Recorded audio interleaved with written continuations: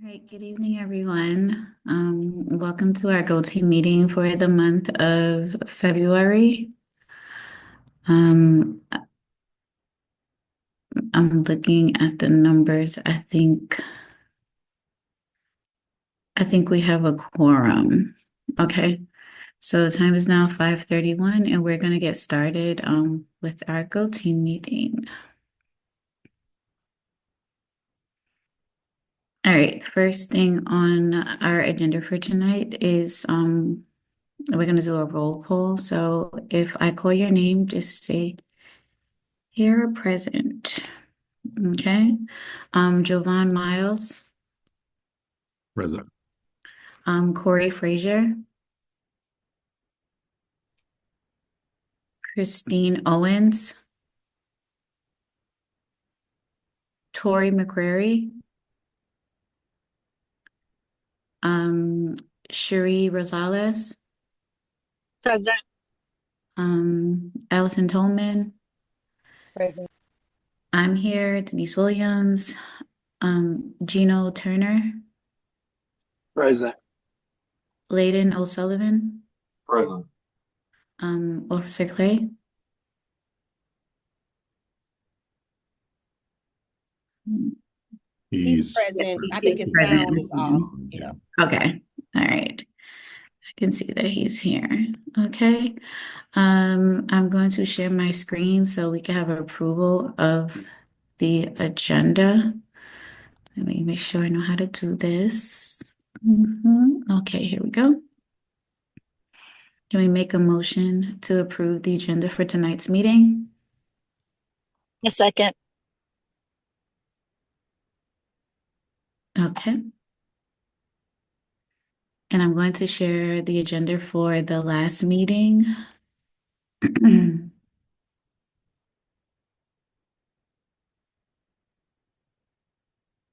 Okay. These are the minutes from our last meeting. Just gonna scroll through. Can we have a motion to approve the agenda? Well, the minutes from our last meeting? I motion that we approve. I motion that we approve the minutes from the last meeting. Oh, do you have someone, does someone have to second that? I second, just in case. Okay, thank you. All right. So the next thing on item on our agenda are the discussion items, and Mr. Miles will take over.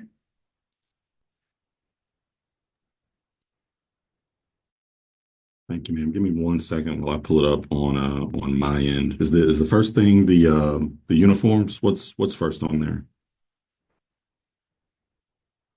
The first thing is the 20 school year 26 dismissal updates.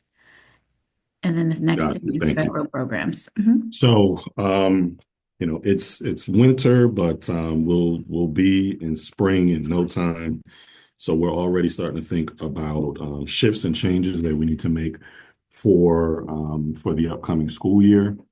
One of the things that I want to lean into with the school's leadership team, and this will affect the parents in the community and how we do dismissal, is a move away from our current system, which relies heavily on Mr. Carruthers or Mr. E or someone else in the parking lot really being familiar with families as they come into the carpool lane in the afternoon, and shifting toward a more traditional, or it may not be traditional, but it's common at a lot of schools where we use a number system for dismissal.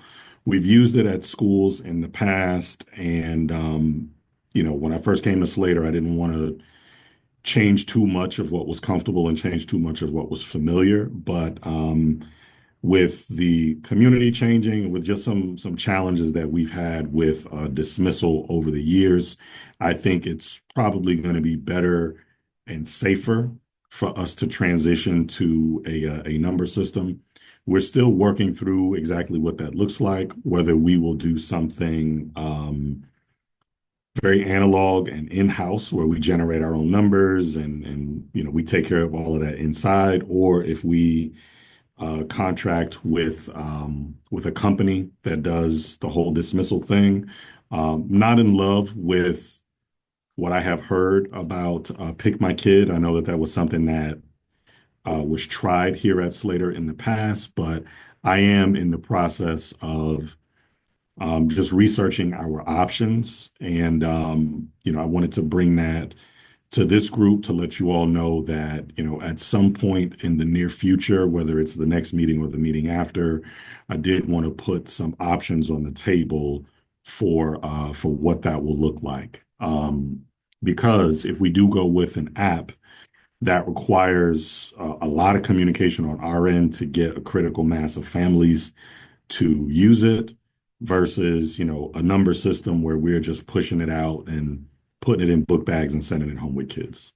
So I'll stop there to hear from you all, hear your questions, comments, concerns about what we are looking at and planning for next year. I have a question about the number system. Mhm. Would it work like still someone, I know you were saying we were relying on Mr. Carruthers, but with the number system, someone would have to be there outside to see the numbers and call in. It would still be that Yeah, kind of we'd still be relying on people in the parking lot, but Carruthers knows the cars when they come in the parking lot. Like, so before they even get to him, he's able to say, family X or family Y because he's just so familiar with everyone, he and Mr. E.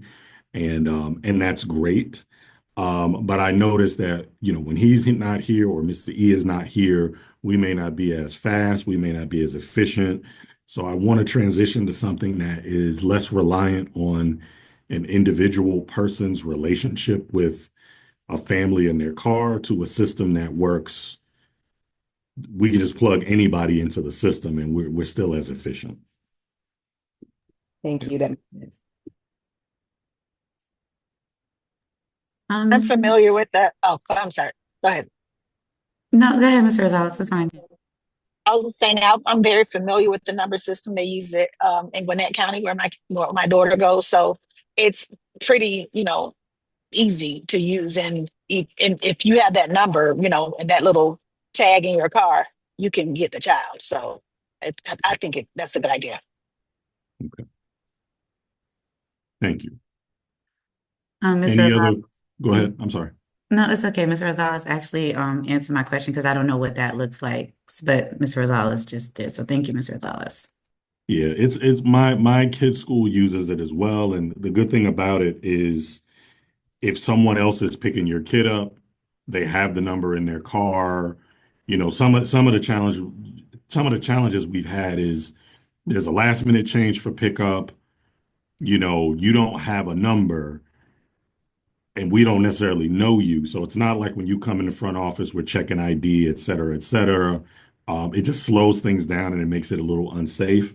When we did it at a previous school, we issued all of the numbers. So you had to have the number with like our logo on it or something like that. So, it added a degree of safety along with the efficiency.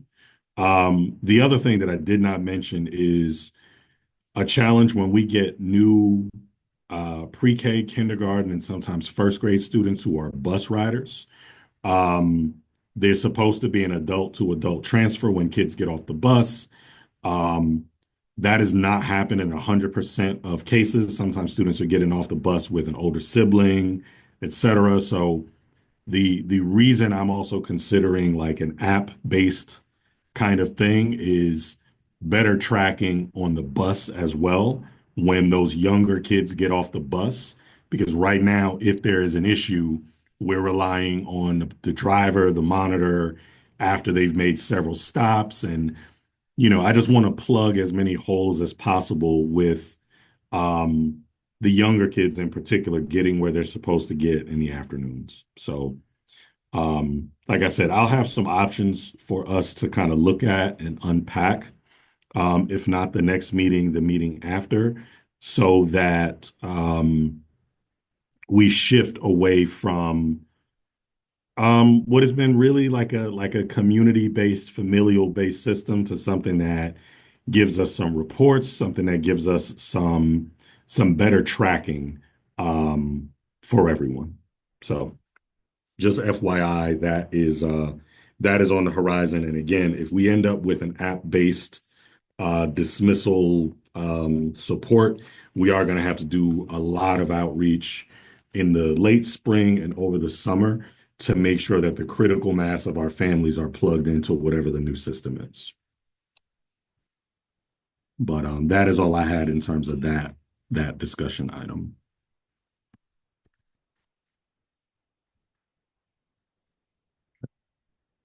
What else is on that agenda, Ms. Williams? The next one is the federal programs visit by update. Yeah, so we had a visit from the Office of Charter and Partner Schools along with federal programs right before winter break. It may have been the Tuesday or Wednesday right before the winter break. Part of the visit was, the Office of Charter and Partner Schools, or OCPS, walking the grounds, doing classroom observations, going to planning and doing focus groups with student staff and caregivers. We haven't gotten the results yet from that full report. So I'm looking forward to receiving that and sharing that with this group. But we were on point with the federal programs portion of the visit. So all of the things that we were supposed to be doing in our school improvement plan, all of the data we're supposed to be collecting, and all of the evidence to show that we're implementing that plan, we were in good shape at that checkpoint. So I just wanted to make sure that you all were aware of our progress on that portion of it. And again, once I get the full report from OCPS, we'll have an opportunity to talk about their findings and what they saw with this group. Okay, thank you, Mr. Miles. Our next piece on the agenda are information items. I'm going to share my screen. We did the uniform survey and I want to share the results. So out of our school community, 25 parents responded to our uniform survey. And what that looked like was, one of the questions were, how likely would you be to send your child to school? Majority, as you see, majority of of our parents said very likely if they were required to wear uniform. Do you prefer a school that requires uniforms, just like reiterating, or one that with casual clothing? Majority would prefer uniform. And what do you see as the biggest advantage? They said it promotes equality among students. And the next highest one was reduces peer pressure about clothing. And also, as I was reading the comments where they could leave comments, parents did put that in about it would probably reduce bullying in some cases. What do you see as the biggest disadvantage? Many of them said that there are no disadvantages to it. And the second one said that it can be costly. I know that some parents who had multiple children who responded, some responded that it would be costly. The other ones responded saying that it would actually support them in buying clothes for their to having to not buy clothes to wear to school. Will the presence or absence of school uniform affect your decision to enroll your child? They said no, not at all. If uniforms are required, how important would it be for the school to provide financial assistance? 50%, but it was like half and half that said very important. So I was a little bit concerned about that. A quarter said somewhat important, and those said not important at all. So that's something to take into consideration. And I'm gonna like just summarize the comments. Some comments got a little bit personal, where just mainly around the cost, where families with multiple children said that it would actually help them, and another one said that it would actually deter them because they have multiple children within the school. And some gave some suggestions. Overall, the data shows that they want it, but then again, we only have 25 parents out of I think it's 463 students, if I'm not mistaken. I can't remember. And that's about 5% of the Yeah, school population. yeah, including pre-K, it's almost 520, 515 or Mhm. so. So, um, like we've talked about in the past, I'm fine with moving forward with like suggesting strongly suggesting uniforms for all of the reasons that the respondents included, around cost, around ease of shopping, all those kinds of things. Um, I am not going to go so far again as to make it mandatory because of experiences we've had in the past on other campuses where people who did not have the uniform or the uniform wasn't clean or something like that actually kept kids home related to kids being out of uniform for the day. Um, we'll probably need to get with our partner organizations to see about having a uniform closet again as well. Again, at Thomasville, that was something that we did, and it helped. It helped for those families who were really concerned about being in uniform, just having lots of loaner clothes, for lack of a better descriptor, on hand for students and families. Now, in terms of providing financial assistance, again, that was I don't think we're in a position to be able to take that on our own. That's something again that we'll need to connect with partner organizations and outside organizations to see what is the feasibility of them doing something like that for us. But again, I'm fine with moving ahead with a big push to strongly encourage folks to adopt the uniforms. I'll stop there, see if there's any discussion amongst the team. Were there certain colors that would be pushed or just uniform shirts and I'll push the school colors, orange, blue, and white, as far as tops are concerned, going khaki bottoms, so pants, shorts, skirts, or the dresses that the young ladies can wear, um, just to keep it simple for folks. I don't want this to be a barrier or a challenge for anybody. So, there are places where, this grade level wears this color shirt, that grade level wears that color shirt. Um, I just don't want to create any barriers for families in an attempt to make, shopping easier for folks. Yeah, good question. Um, so because we only have 25 and okay, so we will have to form a committee to move forward with that. So that would be the next step. And I have to look up on how that would be moved and who would it consist of and what is the timelines around that. Does anybody have any input before I move forward or start considering that? to present for our next meeting? Or do you have anything you want to say, Mr. Miles?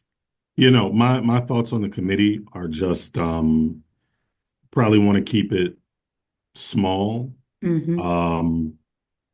And I would suggest, one staff member, one non-supervisory staff member, one community member, community partner, one caregiver, and one building administrator, so that whatever things need to be carried out, you have somebody on the committee who, can make sure that things get done in a timely manner. That's, my suggestion. It could be differently organized, but I think that that group is small enough to be able to move quickly, to make decisions, and then, all of the right people are represented in terms of making sure that we don't have any blind spots, in perspective on the committee. Okay. So, could we make a motion to that next week? I mean, at our next meeting, we'll decide who we can vote on, who wants to be on the committee versus doing it today. So everyone have a time to digest the information. Yeah, I'm good with that. Yes, I'm good with that. Okay. All right. Our next agenda item, are there any announcements? Basketball game on March 1st. I posted it on our socials. It is the playoff game, March 1st, 12:30 at 1765 Memorial Drive. I'll put that address in the chat.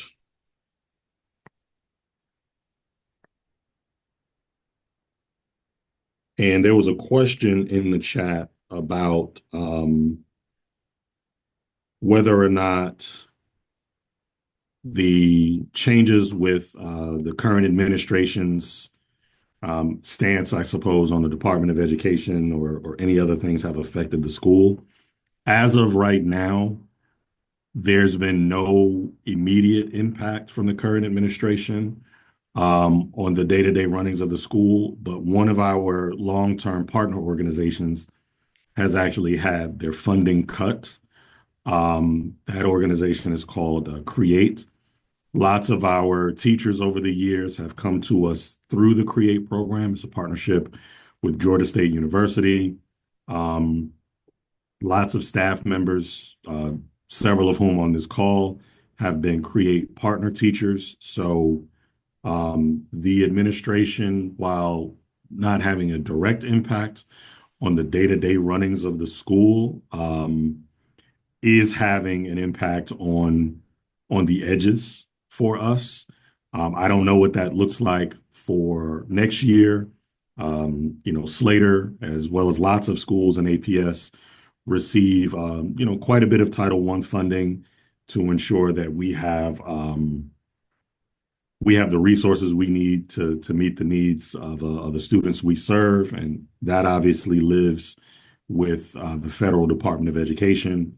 So we don't know what the impact is going to be for next year, but as of now, we are just rolling as if things will be as they have been in terms of federal funding, in terms of the kind of programs that we provide, et cetera. Mr. Miles, do you want to announce the Black History program? Yeah, we've got two upcoming events for Black History Month. Both are primarily student focused. This is the second year in a row our enrichment team has done what we call our Black History Festival. The enrichment team takes the month of February going into the month of March, and they do some interdisciplinary and cross-curricular learning for the month, and it culminates in a day of